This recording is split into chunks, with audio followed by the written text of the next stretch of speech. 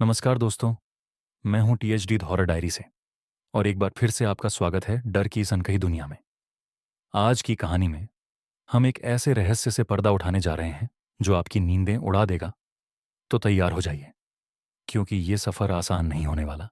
अगर आप पहली बार चैनल पर आए हैं तो चैनल को सब्सक्राइब करना मत भूलिएगा और घंटी दबा दीजिएगा, ताकि अगली बार जब डर दस्तक दे तो आप तैयार रहें।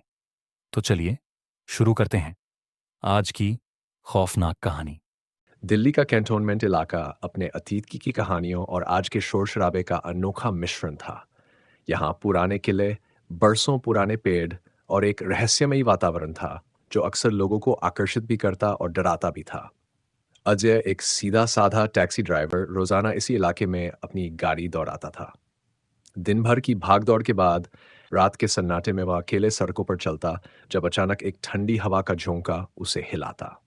एक रात लगभग 9 बजे जब अजय अपनी टैक्सी में बैठा था और अगली सवारी का इंतजार कर रहा था, उसने सफेद साड़ी पहनी एक महिला को देखा जो सड़क किनारे अकेले खड़ी थी।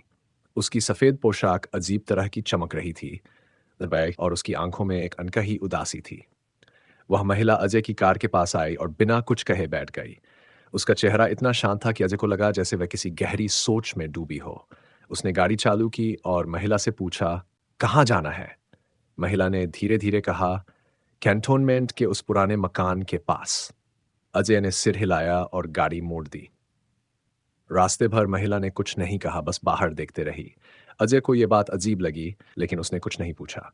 जब वह महिला को उस पुराने मकान के पास छोड़ा, तो उसने अजय को धन्यवाद दिया और गाड़ी से उतरते ही गायब हो गई। अगले दिन और रातों में अजय ने फिर से उस सफेद पोशाक वाली महिला को देखा। वह हर रात उसकी टैक्सी में चढ़ती, एक ही जगह जाना चाहती। धीरे धीरे अजय के मन में डर बैठने लगा। वह सोचने लगा, क्या यह महिला सच में जिंदा है या कुछ और? अजय ने अपने दोस्तों और पुराने लोगों से इस बारे में पूछना शुरू किया। उसे पता चला कि कई साल पहले इसी इलाके में एक महिला की रहस्यमय तरीके से मौत हुई थी और उसका शव कभी नहीं मिला। लोग कहते थे कि उस महिला की आत्मा सफेद पोशाक पहनकर कैंटोनमेंट के रास्तों पर भटकती है, अपनी खोई हुई जिंदगी की तलाश में। यह सुनते ही अजय के रोंगटे खड़े हो गए। अब वह और भी ज्यादा सतर्क रहने लगा। उसकी नींद उड़ने लगी और हर रात वह उस महिला की झलक देखने के डर से चैन से नहीं सो पाता था। धीरे धीरे अजय की जिंदगी डरावने सपनों और अनजानी आवाजों से भर गई। अजय की जिंदगी उस रात के बाद कभी भी पहले जैसी नहीं रही। रोजाना जब भी वह अपनी टैक्सी लेकर कैंटोनमेंट की सड़कों पर निकलता, उसे उस सफेद पोशाक वाली महिला की परछाई हर मोड़ पर दिखती। उसकी आवाज, उसकी खामोशी, उसके उदास चेहरे ने अजय के दिल दिमाग पर कब्जा कर लिया था। अब डर ही नहीं, बल्कि उसकी जिज्ञासा भी बढ़ रही थी। वह उस महिला के अतीत को समझना चाहता था।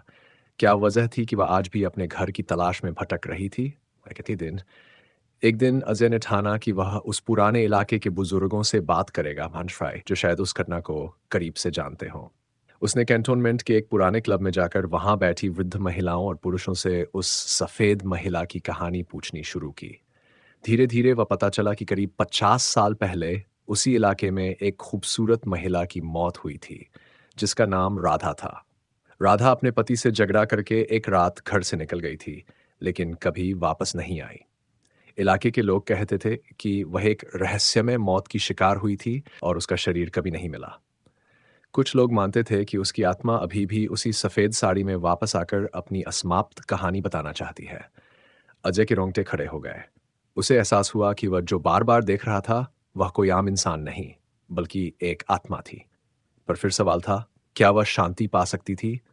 क्या उसकी आत्मा को सच्चाई का पता चल पाता? अजय ने तय किया कि वह उस आत्मा की मदद करेगा। उसने उस पुराने मकान के आसपास के सारे रिकॉर्ड खंगाले, स्थानीय पुलिस से पुरानी फाइलें देखीं और इलाके के लोगों से हर छोटी बड़ी बात पूछी। कई रातें वह अकेले पुराने मकान के बाहर बैठकर उस महिला के आने का इंतजार करता। उसे कई बार अजीब आवाजें सुनाई देतीं, कुछ अजीब परछाइयां दिखतीं, लेकिन वह डरा नहीं। वह जानता था कि डर को जीतना होगा, तभी तो वह उस आत्मा को शांति दिला सकेगा। एक रात जब पुराने मकान के बगीचे में खड़ा था, तो उसे अचानक हवा के साथ एक ठंडी आवाज सुनाई दी, मदद करो। वह आवाज इतनी कमजोर और दर्द भरी थी कि अजय की आंखें नम हो गई। उसने कहा, मैं यहां हूं, बताओ क्या चाहिए तुम्हें? उस आत्मा ने अपनी पूरी कहानी बताई कि कैसे उसके पति ने उसे धोखा दिया था, कैसे उसने अपने घर और जिंदगी से बेइंतहा प्यार किया था, लेकिन उसे इंसाफ कभी नहीं मिला। उसकी आत्मा उस दर्द और अन्याय के कारण इस दुनिया में भटक रही थी। उसने अजय से कहा कि वह सिर्फ सच का पता लगाकर उसे न्याय दिलाना चाहता है। अजय ने पूरे दिल से उस आत्मात्मा की मदद करने का संकल्प लिया। उसने इलाके के पुलिस से संपर्क किया, पुराने केस को फिर से खोला और उन लोगों तक पहुंचा जो उस घटना के बारे में जानते थे।